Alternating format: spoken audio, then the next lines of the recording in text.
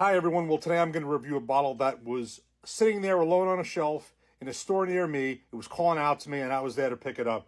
We're going to review Larceny Barrel Proof Batch B524, 125.4 proof. This is the current May 2024 latest release of Larceny Barrel Proof. I just recently had the previous, the first time I've actually got bottles of two consecutive batches. I had the Larceny A124, really liked it. And the other one I had before that was just a pour in Jack Rosen DC of the B523. I think I probably like that even a drop more than the A124. Both really, really good. But this one, I did just some quick reading on it. Like I said, it's the current release. This one, I may be expecting even better things from. So this is just a shade more proof, just a drop. It's 125.4 proof. The A124 was 124.2 proof. So just a drop more. And as you know, and if you don't know, I'm going to say it, there's the A, B, C releases. A, January, the B is the May, and then the C is the September. The Larceny Barrel Proof and the Elijah Craig Barrel Proof works the same way, both from Heaven Hill. So this is the May 2024 release. This is aged about 6 to 8 years, similar to the A124 and the others. Same mash bill for the Larceny, 68% corn, 20% wheat, and 12% malted barley.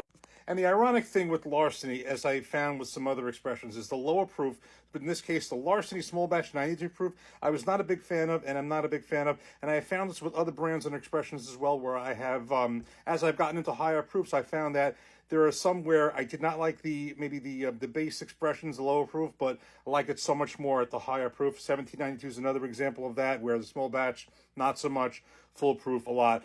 But Larceny is definitely one of those where the barrel proof is just blown out of the water for me. So this is the latest one. I am really anxious to get started. Gonna crack this open, get this in a glass, and get started.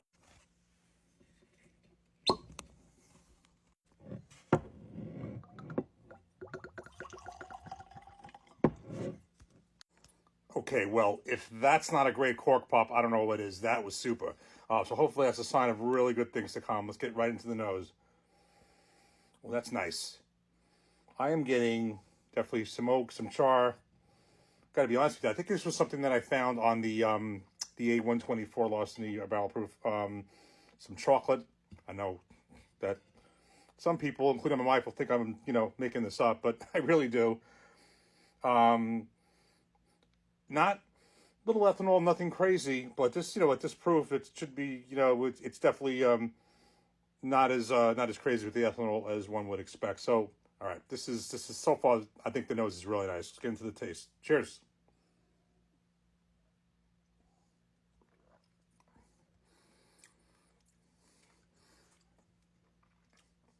This is a little bit of a hot one. This is good.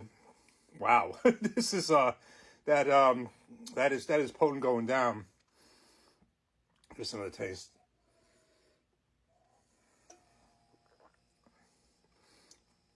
Well, right off the bat, now this is Larceny is a wheated bourbon. It's got wheat as the secondary grain, not rye, but there is some spice. There is a form of spice on some of these wheated bourbons, especially at the higher proofs. It's not rye spice. There is some spice coming out of this. But there's a tasty note I have found on a lot of wheated bourbons, and that being cinnamon. There is definitely a cinnamon note.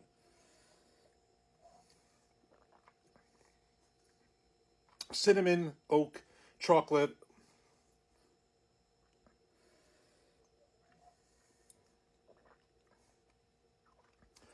I don't know if it's dough, bread, baking spice, just a bunch of that stuff. I'm going to get crazy with the tasting notes, but there is a lot of stuff coming out here.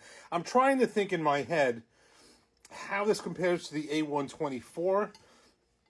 Now, I just read the basics of the basic facts, and I think Breaking Bourbon seemed to think just in their general analysis of it that their opinion was that this is a bit better than the A124, and their reasoning was that they felt that the A124 just kind of went in a different direction from previous Larceny Barrel Proofs, where they added some spice, but they felt it wasn't quite refined. They think this refines it a little bit more.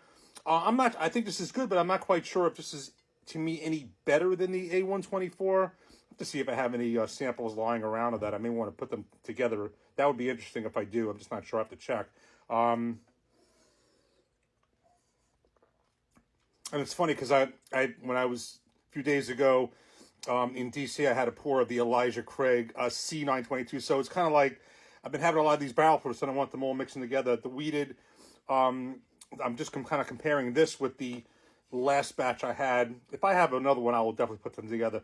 I'm not sure if this is any better than this, but it's certainly not worse. This is a good pour. I also want to let this open up a little bit, but, well, this is certainly not disappointing. This is a really good, potent, tasty pour. And I'm getting a lot of that, cinnamon. I'm getting chocolate. I'm getting bacon spice, caramel, and some spice, even though it's a wheated bourbon. So Larceny Barrel Proof Batch B524.